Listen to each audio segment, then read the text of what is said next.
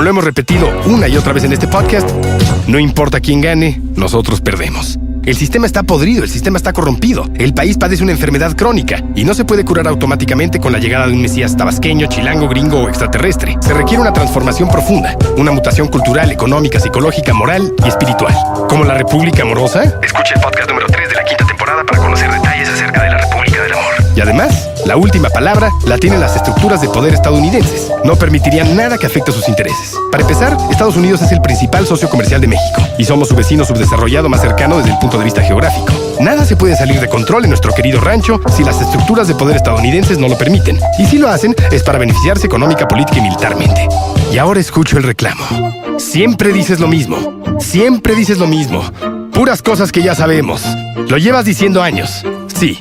Y voy a repetir hasta el cansancio lo que siempre he creído. Creo, no afirmo, creo que no podemos seguir esperando un cambio desde las altas esferas del poder. Las clases empresarial, política y mediática no quieren cambiar nada. Y los cambios no se hacen arriba, se hacen abajo. ¿Pero qué propongo? Muchas personas me preguntan, ¿y tú qué propones? ¿Cuál es tu propuesta? Queremos soluciones, no críticas. Todos criticamos, es muy fácil criticar. Y quedarse callado, más fácil todavía, ¿no? Y sobre todo, muy cómodo. Yo no soy absolutamente nadie para proponer nada. Ni siquiera tendría por qué hablar de esto. ¿Para qué? Yo ni siquiera acabé la preparatoria. No soy una persona con formación académica. Soy un ciudadano común, demasiado común, que de acuerdo con la corriente principal de pensamiento promovida por el sistema establecido, debería estar trabajando en un videoclub al borde de la quiebra. Por fortuna, hay gente que descarga este podcast. Gracias.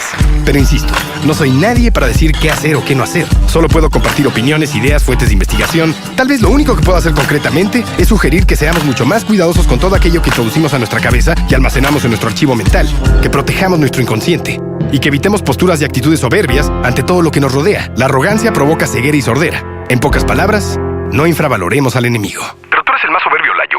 Y eres arrogante. Todos lo somos, Betorcido, para beneficio de aquellos que manejan los grandes instrumentos de control. ¿Y qué le diría este confundido y contradictorio locutor de podcast a aquellos que buscan un cambio a través de la vía electoral? Dicen que las elecciones no se ganan con votos, se ganan con spots, con publicidad.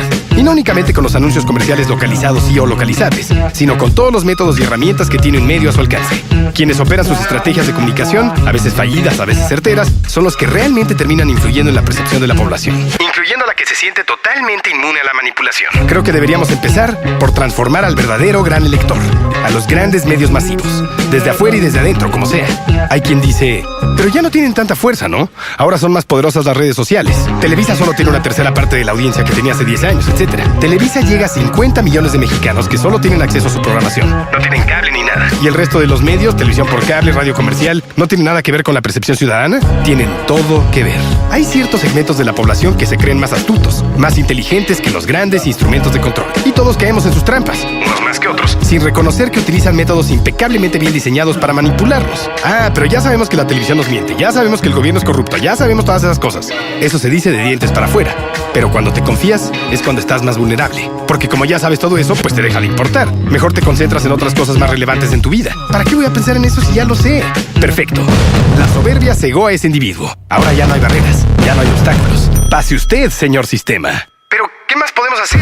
Yo creo, no afirmo, creo que tenemos que vigilar y estudiar el comportamiento de nuestra mente. ¿Dónde está? ¿Qué hace? ¿A dónde se dirige? Cuestionarnos por qué reaccionamos de cierta manera. Hacer ejercicios de autoanálisis constante y disciplinadamente. Como lo he comentado en otras emisiones de este podcast, yo siempre tengo muchas preguntas y trato de encontrar respuestas en libros, películas, música. Y si alguien siempre tiene respuestas, es Noam Chomsky.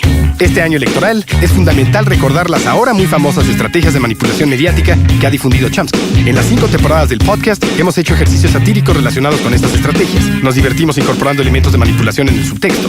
El tornillo es el mejor ejemplo. A continuación, vamos a compartir las 10 estrategias. Me voy a tomar la libertad de hacer ligeras modificaciones por fines narrativos y estructurales. Espero no incomodar a los puristas. Pero, ¿por qué son 10 estrategias de manipulación mediática? ¿Por qué no son 9, 11 o 14? Esa fue una decisión de marketing del publicista de Noam Chomsky. ¡No es cierto! Pero como dice George Carlin, los 10 mandamientos sí fueron 10 y no 9, 11 o 14 debido a una decisión de marketing. ¡Sí es cierto! 1. La estrategia de la distracción. El elemento primordial del control social es la estrategia de la distracción, que consiste en desviar la atención del público de los problemas importantes y de los cambios decididos por las élites políticas y económicas, mediante la técnica del diluvio o inundación de continuas distracciones y de información insignificante. La estrategia de la distracción es igualmente indispensable para impedir al público interesarse por los conocimientos esenciales en el área de la ciencia, la economía, la psicología, la neurobiología y la cibernética. Mantener la atención del público distraída, lejos de los verdaderos problemas sociales, cautivada por temas sin importancia real. Mantener al público ocupado, sin ningún tiempo para pensar. De vuelta a la granja con los otros animales. 2. Crear problemas y después ofrecer soluciones. Este método también es llamado problema-reacción-solución. Se crea un problema, una situación prevista para causar cierta reacción en el público, con el fin de que éste sea exigente de las medidas que desea hacer aceptar. Por ejemplo, dejar que se desenvuelva o se intensifique la violencia urbana, o organizar atentados sangrientos para que el público sea el demandante de leyes de seguridad y políticas en perjuicio de la libertad. O también, crear una crisis económica para hacer aceptar como un mal necesario el retroceso de los derechos sociales y el desmantelamiento de los servicios públicos. 3. La estrategia de la gradualidad. Para hacer que se acepte una medida inaceptable, basta aplicarla gradualmente, a cuentagotas, por años consecutivos. Es de esa manera que condiciones socioeconómicas radicalmente nuevas, como el neoliberalismo, fueron impuestas durante los 80 y 90. Estado mínimo, privatizaciones, precariedad, flexibilidad, desempleo en masa, salarios que ya no aseguran ingresos estables, tantos cambios que detonarían una revolución si se aplicaran rápidamente. 4. La estrategia de diferir. Otra manera de hacer aceptar una decisión impopular es la de presentarla como dolorosa y necesaria, obteniendo la aceptación pública en el momento para una aplicación futura. Es más fácil aceptar un sacrificio futuro que un sacrificio inmediato. Primero, porque el esfuerzo no es empleado inmediatamente. Y luego, porque el público, la masa, tiene siempre la tendencia a esperar ingenuamente que todo irá a mejorar mañana y que el sacrificio exigido podrá ser evitado. Siempre vendrán tiempos mejores. Esto da más tiempo al público para acostumbrarse a la idea del cambio y de aceptarla con resignación cuando llegue el momento. 5. Dirigirse al público como criaturas de poca edad. La mayoría de la publicidad dirigida al gran público utiliza discursos, argumentos, personajes y entonación particularmente infantiles, muchas veces próximos a la debilidad, como si el espectador fuese una criatura de poca edad o un deficiente mental. Cuanto más se intente buscar engañar al espectador, más se tiende a adoptar un tono infantilizante. ¿Por qué? Si uno se dirige a una persona como si ella tuviese la edad de 12 años o menos, entonces, en razón de la sugestionabilidad, ella tenderá con cierta probabilidad a una respuesta o reacción también desprovista de un sentido crítico, como la de una persona de 12 años o menos. Los medios nos quieren tratar como malitos para que reaccionemos como malitos, haciéndonos creer que no estamos malitos cuando nos han convertido en malitos. 6. Utilizar el aspecto emocional mucho más que la reflexión. Hacer uso del aspecto emocional es una técnica clásica para causar un cortocircuito en el análisis racional y finalmente al sentido crítico de los individuos. Por otra parte, la utilización del registro emocional permite abrir la puerta de acceso al inconsciente para implantar o injertar ideas, deseos, miedos y temores, compulsiones o inducir comportamientos específicos. Mantener al público en la ignorancia y la mediocridad. Hacer que el público sea incapaz de comprender las tecnologías y los métodos utilizados para su control y su esclavitud. La calidad de la educación impartida a las clases sociales inferiores debe ser la más pobre y mediocre posible, de forma que la distancia de la ignorancia entre las clases inferiores y las clases superiores sea muy amplia, que sea imposible para los segmentos marginados y explotados alcanzar a las clases privilegiadas. 8. Reforzar la autoculpabilidad. Hacer creer al individuo que él es el único culpable de su desgracia. Su crítica situación se debe a la insuficiencia de su inteligencia, de sus capacidades o de sus esfuerzos. Así, en lugar de rebelarse contra el sistema económico, el individuo se autodesvalida y se culpa, lo que genera un estado depresivo, y uno de sus efectos es la inhibición de su acción. Y sin acción, no hay revolución. 9. Conocer a los individuos mejor de lo que ellos mismos se conocen.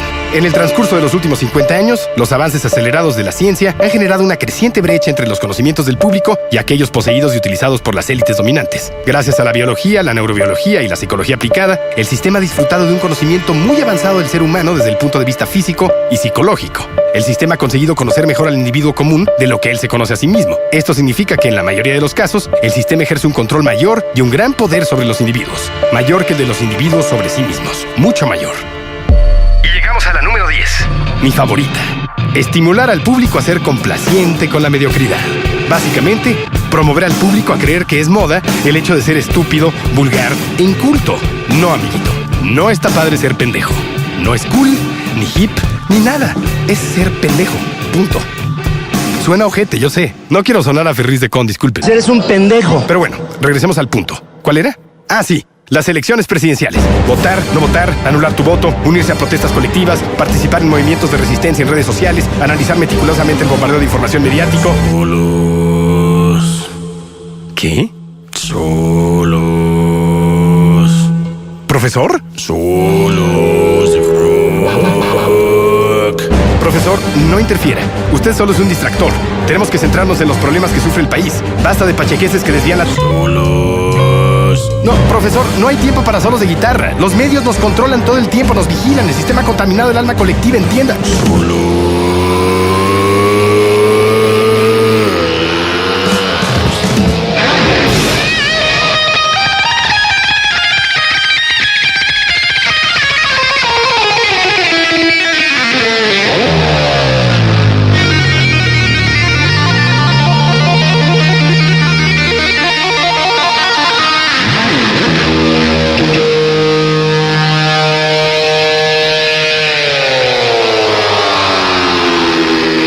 Ok. Entiendo que no todo el mundo tiene que vivir en un estado de paranoia permanente. También tenemos que disfrutar la vida. ¿Qué sentido tendría si Ok, este podcast continuará la próxima semana con el especial de Solos de Guitarra, volumen 5. Este podcast fue presentado por BlackBerry y Telcel.